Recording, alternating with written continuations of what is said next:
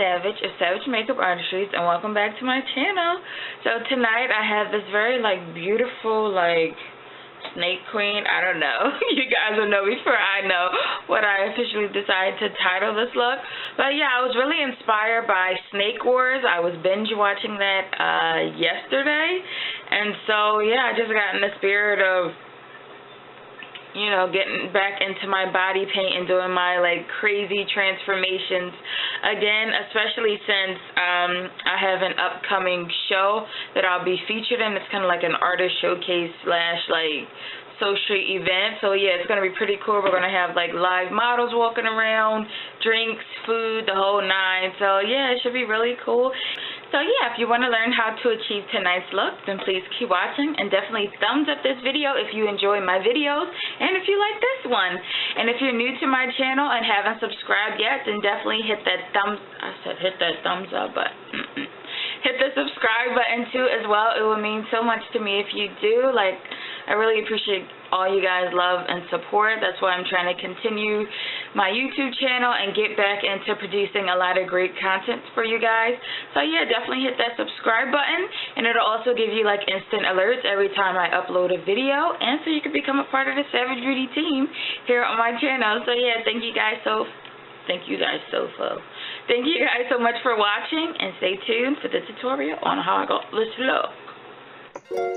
Alrighty, let's get started. I'm beginning with priming my face, and today I'm using the Nivea Men's Aftershave Balm, and this is for sensitive skin. So I'm just massaging that into my face and also bringing that down my neck and chest area. And then I just begin canceling out my brows using a stick glue. You can use any stick glue that you like. This actually did take out a couple of my hairs on my brows, but I guess it's to be expected since you're really wiping that in both directions, trying to get it into every nook and cranny of your brows.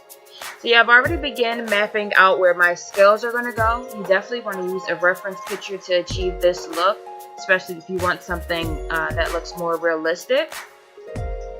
So this is where I'm at now.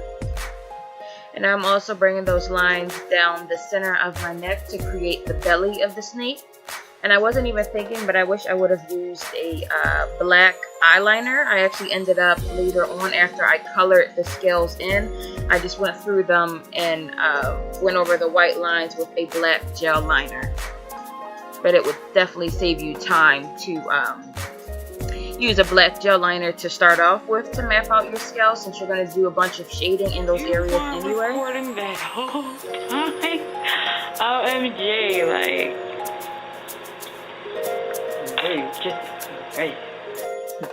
oh my god, so yeah, I wasn't recording me do the scales down my neck. I didn't even realize it. But I mean, you get the same idea. I'm just kind of doing loops, and they get wider the further down I go, starting from my jawline and then going down to my chest, they just get wider. It's like little loops. And now I'm grabbing my bin 9, and this is a setting powder.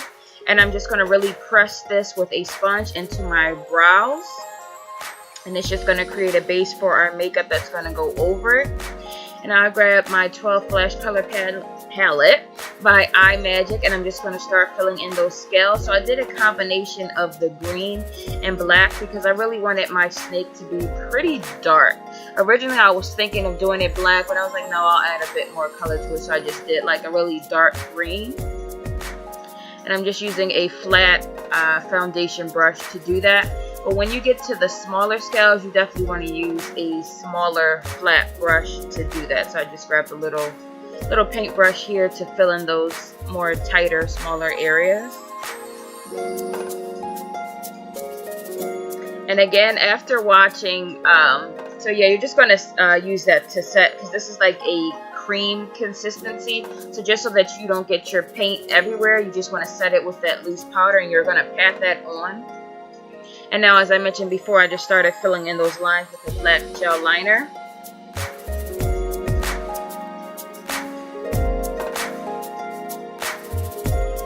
I just totally forgot what else I was going to tell you guys. Oh yeah, so yeah, I just started doing my eye areas, but I also was thinking I wish I would have all the section that I was going to do, I wish I painted them out first, like laid down the color for it, and then went in with the fine lines. And then I feel like that would have saved me a whole bunch more time, but you live and you learn. So yeah, it's just a little tip for you guys. Definitely map out where your color is going to go, then you can go on with the fine lines, and it'll just save you a whole lot of time. So yeah, I just grabbed a concealer and patted that on the center of my eyelids and also in the inner corners of my eyes, and that worked as my base for the gold eyeshadow. And I just patted that on that area that I applied the concealer, and then just around that I used a black eyeliner pencil. And originally I was going for a bit of a super dramatic halo eye, and then later on I was just looking like, you know what, this actually kind of looked like snake eyes. So then in the end I did go back in and add the little snake-like, you know, snake eyeball detail, you know, that little strip line down the center of my eyes. But yeah, originally it was supposed to be like really dramatic halo eye. And now I'm just painting in that negative space with a lime green mixture that I created using that same iMagic palette. And I'm just going to set that with that same translucent powder. And just with a little bit more of that black shadow on my brush, I'm just going to smoke up my eyes a bit more and blend it in down to that green. And just do a little detailing on my nose as well. Since it's on my brush, you might as well. And I'm also just going to create a bit of shadow right between the scales and that flat lime green surface on my face. As you know, I'm a fashion girl, makeup beauty girl, so you know I still got to do that highlight action. And I took a little green eyeshadow to also go just, you know, where my brow bone is at as well. And I also drug that under that black, just so that it's more of a faded ombre look. So it's just not jumped from black to green. And I just did a little bit more blending on that brow bone as well.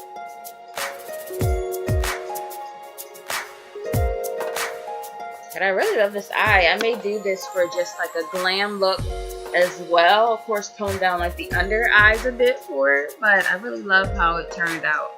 So beautiful. And now time to do some shading on the scales. Again, you definitely want to refer to a reference picture. So I kind of left a little space between the black liner and on the actual scale for shading, just to make it look a bit more risen.